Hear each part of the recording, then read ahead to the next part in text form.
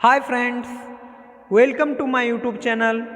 आज की इस वीडियो में हम लोग डिस्कस करेंगे two most important topic of microbiology, जिसके अंदर हम लोग पढ़ेंगे what is bacteria and classification of bacteria. और नेक्स्ट टॉपिक में हम लोग डिस्कस करेंगे अबाउट कोल्ड चेन। ये दो टॉपिक है जो कि बहुत इम्पॉर्टेंट है और ये पिछले कुछ सालों में ये एग्ज़ाम में आ चुका है। तो चलिए आज की इस वीडियो में हम लोग इन दो टॉपिक को अच्छे से क्लियर करते हैं। सबसे पहला टॉपिक है that is what is bacteria and classification of bacteria. तो चलिए हम पढ़ते हैं इंट्रोडक्शन ऑफ बैक्टीरिया और फिर पढ़ेंगे classification of bacteria. Bacteria are the most abundant organism on the earth. They inhabit the air, soil and water. They emit in large number on the surface of plant and animal. Means bacteria जो है वो most abundant organism है present on the earth, और ये हर एक जगह present है such as air, soil and water. Bacteria are prokaryotic unicellular microorganism. They do not contain chlorophyll. Bacteria जो है वो प्रोकैरियोटिक है, मीन्स यूनिसेलुलर माइक्रो ऑर्गेनिज्म है, और इसका साइज जो होता है वो मेनली 1 माइक्रोमीटर होता है। तो चलिए हम लोग पढ़ते हैं classification of bacteria. The shape of bacteria is due to rigid cell wall on the basis of shape and arrangement. Bacteria are of two type, means on the basis of shape and arrangement. Bacteria को दो part में classify किया गया है। पहला है that is cocci and दूसरा है डेट इज बेसिलाई। तो चलिए इन दो टाइप्स ऑफ बैक्टीरिया को हम लोग अच्छे से फर्दर क्लासिफिकेशन करते हैं। पहला है that is cocci. They are round और oval in shape. They exist in various pattern. Some cocci are gram positive and some are gram negative. ये मीन्स कोकाई जो होता है वो round and oval in shape होता है, और इसको हम वेरियस पैटर्न पे दो पार्ट में फर्दर क्लासीफाई किए हैं। पहला डेट इज ग्राम पॉजिटिव और दूसरा that is gram negative. Means cocci को भी दो पार्ट में बांटा गया है। पहला जो है डेट इज ग्राम पॉजिटिव और दूसरा है डेट इज ग्राम नेगेटिव। तो चलिए हम लोग फर्दर क्लासिफिकेशन करते हैं कोकाई का, means types of cocci. First one is diplococci, next one is streptococci, third one is staphylococci and the fourth one is tetrads. तो चलिए सबसे पहला है that is diplococci. Diplococci means cocci occur in pair. Means diplococci जब भी आएगा उस time दो बैक्टीरिया पेयर में ग्रो करेगा। For example gonococci is the important example of diplococci.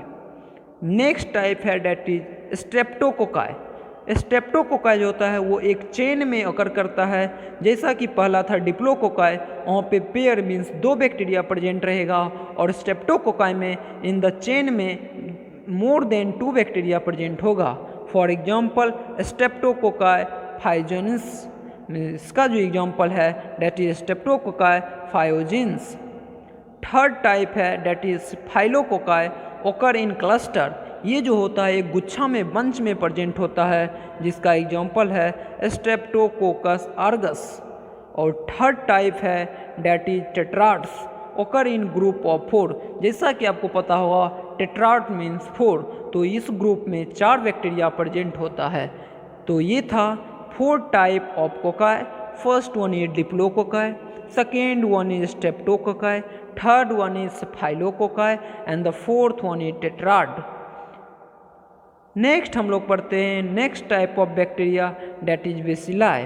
Bacilli are mainly rod shaped bacteria. Means जितने भी rod shaped bacteria हैं उनको एक अलग ग्रुप में क्लासीफाई किया गया है, जिसको हम कहते हैं bacilli.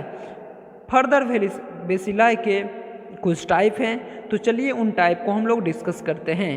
Types of bacilli. First one is coccobacilli, next one is streptobacilli, third one is spirilla, fourth one is spirochaetes, fifth one is vibrio and the sixth one is mycoplasma. तो चलिए एक एक करके हम अच्छे से डिस्कस करते हैं। पहला जो है डेट इज कोकोबेसिलाई।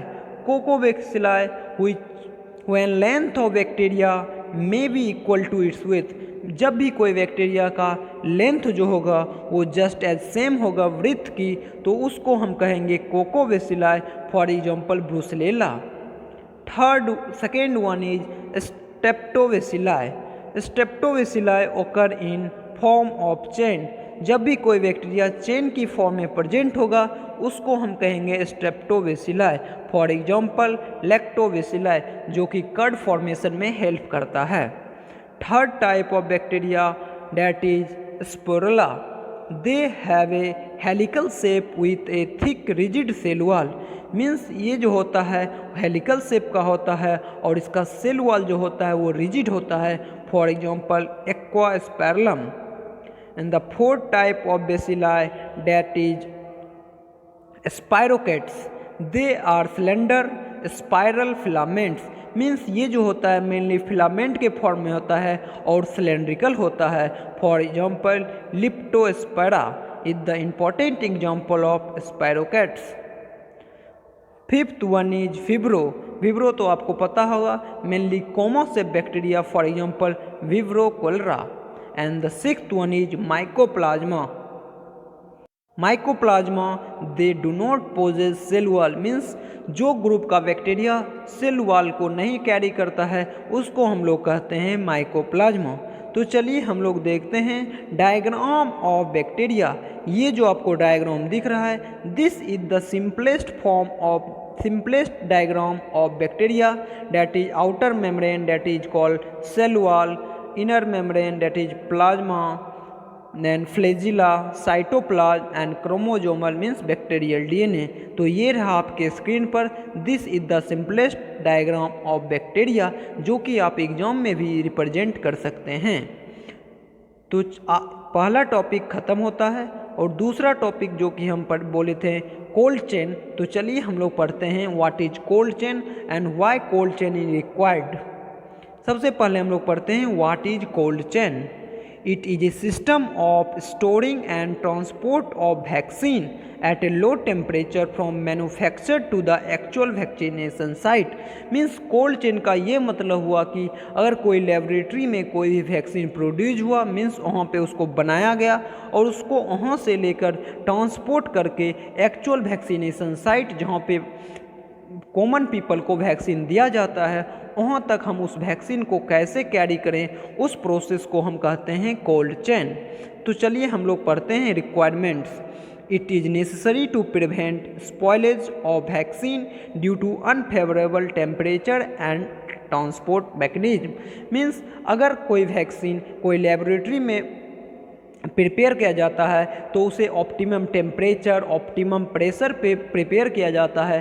अगर उसको हम ठीक से कैरी नहीं करेंगे तो वो वैक्सीनेशन साइट पे आते आते वो इफ़ेक्टिव नहीं रहेगा। इसके लिए हमें एक कोल्ड चेन का ज़रूरत पड़ता है जिसको हम कैरी करने में हमें फॉलो करना पड़ता है। नेक्स्ट हम लोग पढ़ते हैं कोल्ड चेन इक्विपमेंट। मीन्स कौन कौन से इक्विपमेंट की हेल्प लेकर हमें कोल्ड चेन की प्रोसेस को अच्छे से ट्रांसपोर्ट करते हैं ताकि वो वैक्सीन जो होता है वो पेशेंट के ऊपर इफ़ेक्टिव होता है। That is first one is refrigerator, next one is walk in cold room means WIC, third one is cold boxes, fourth one is vaccine carrier and the fifth one is ice pack cold PACS.